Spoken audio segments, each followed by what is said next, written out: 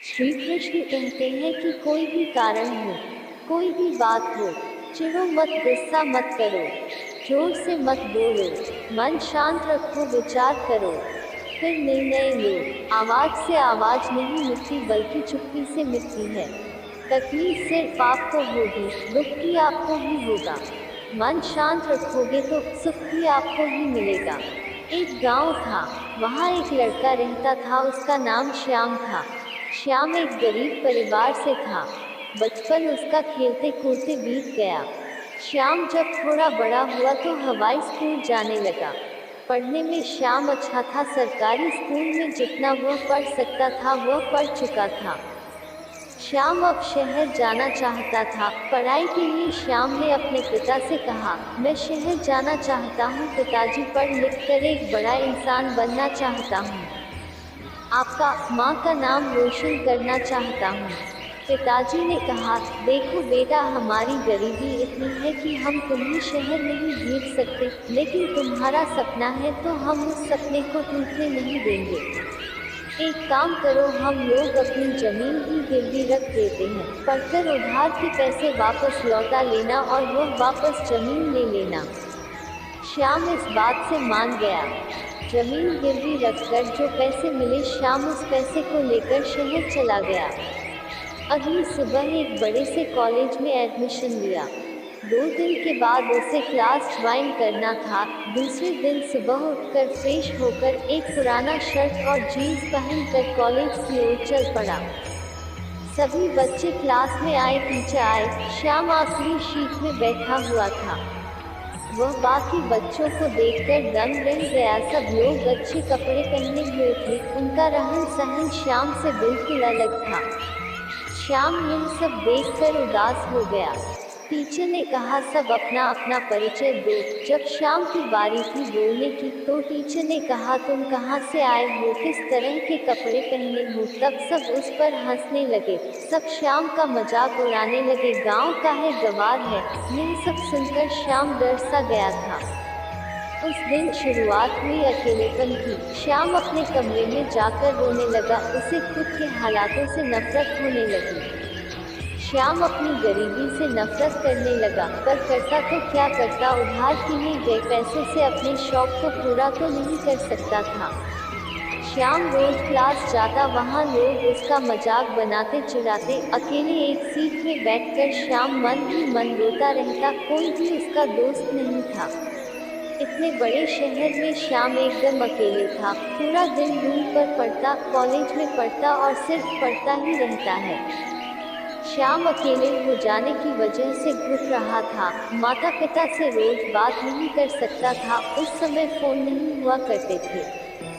कुछ साल के बाद उसी कॉलेज में एक स्टूडेंट को बुलाया गया, जो एक बहुत ही बड़े से कंपनी का सीईओ था। उसकी साल की इनकम 50 करोड़ से ज़्यादा थी। उसे एक मोटिवेशनल स्पीच के लिए बुलाया गया था। उसका स्वागत करते हुए टीचर ने कहा, स्वागत करिए हमारे होनहार लड़के का, जिसका नाम श्याम है।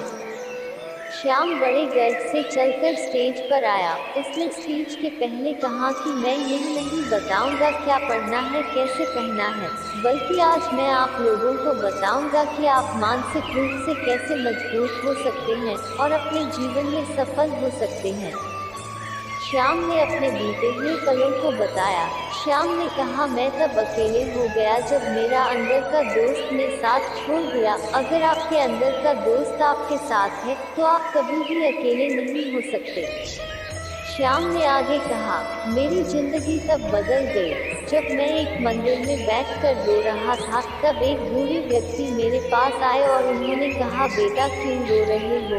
मैंने उन्हें बताया। तब वहाँ बोले, अरे बेटा, सबसे बड़ी ताकत मिली है तुमको। मैंने कहा, कुछ समझा नहीं मैं। तभी वह बोले, बेटा वह देखो, वहाँ 5 लोग बैठकर पढ़ रहे हैं। उनको गौर से देखो, पढ़ कम और मस्ती ज़्यादा कर रहे हैं। पर वही तुम अकेले बैठकर पढ़ रहे हो तो तुम्हारी क्षमता उनसे कहीं ज़्यादा है। तुम्हारा ध्यान उनसे ज़्यादा मजबूत है। हर कोई अकेले नहीं रह सकता। यह एक ऐसी शक्ति है जिसका उपयोग करके आप महान व्यक्ति बन सकते हैं। तुम्हें तुम्हारे हालातों ने दिया है अकेलापन, उसका फायदा उठाओ, रो मत। यह एक हथियार है जिसके प्रयोग से तुम अपने सपनों को अपना बना सकते हो।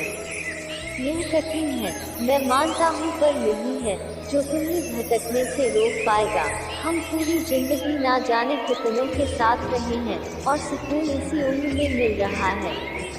जब हम अकेले होते हैं हम खुद को जान पाते हैं, अपनी शक्तियों को पहचान पाते हैं। इसलिए तुम अपने लक्ष्य की ओर मेहनत करते रहो।